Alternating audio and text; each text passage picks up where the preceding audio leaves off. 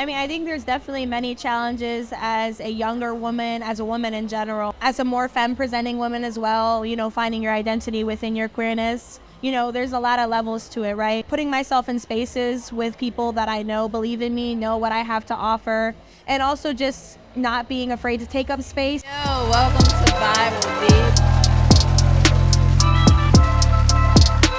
What's up, Lay? Hi, B. I am excited to be doing this in person. We did another one. Yes, we did one a little while ago. Virtually. And you had music come out since then. I did. Yeah, I did. It's been a while. It has.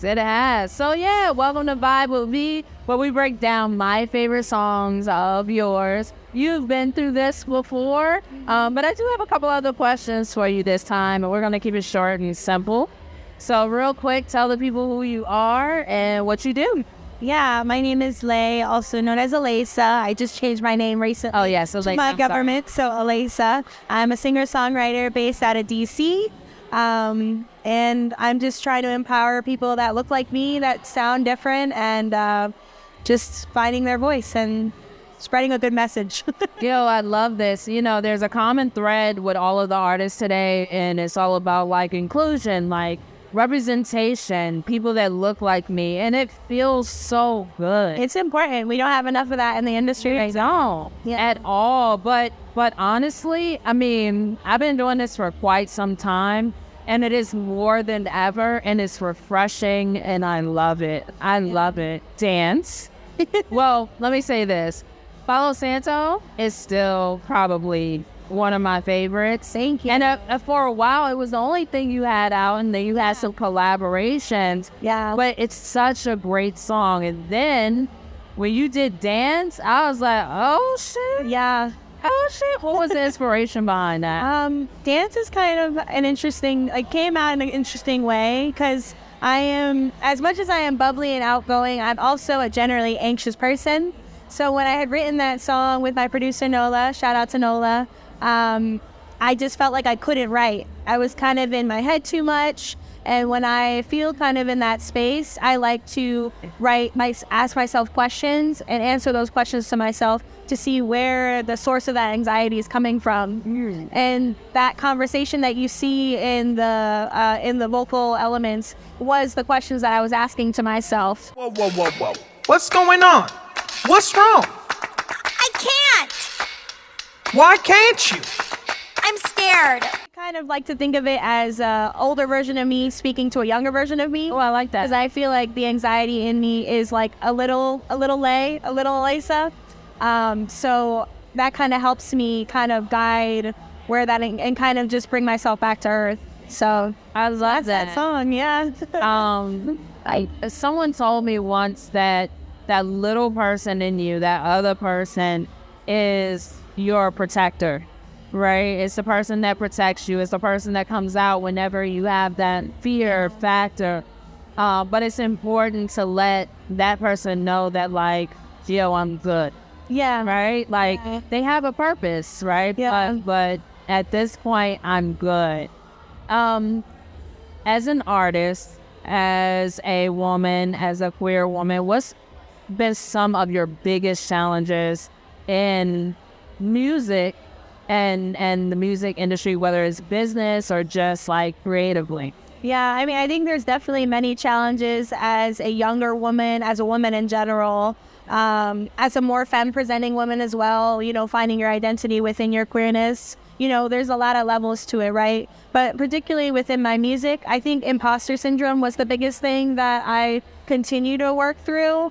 But I think, putting myself in spaces with people that I know believe in me, know what I have to offer, and also just not being afraid to take up space in spaces that don't provide that or that are just don't know who you are, is just something that I'm constantly building. And I think in turn, by me doing that, I show people that look like me or younger people that look like me that they can also do that too.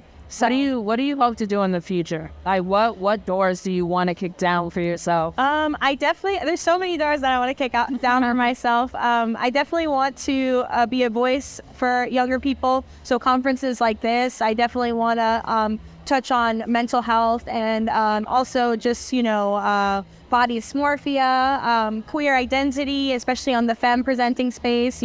There's so many things that we're not queer enough. We're not Latina enough. We're not feminine enough. I love that you bring that up, the femme part, right? Yeah. Like when somebody thinks of somebody being queer or gay or whatever, it's like you have to be this. There's a box. Yeah, and then the box is like so stereotypical. It's like, yo, like I don't have to be like pushy, I don't have to be manly. I can be delicate, For sure. but also still be in this space that's what I created for me.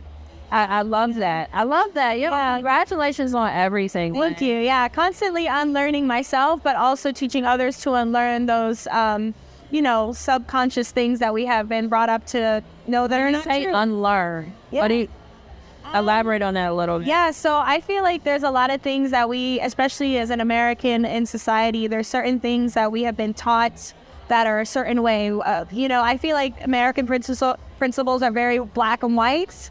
And there's so much nuance to the world, and there's so much nuance to people, and people are constantly evolving and changing every single day. And I hope that through my message and through conversations that I have one-on-one or through my platform, that people will just be more open to the nuance of everything.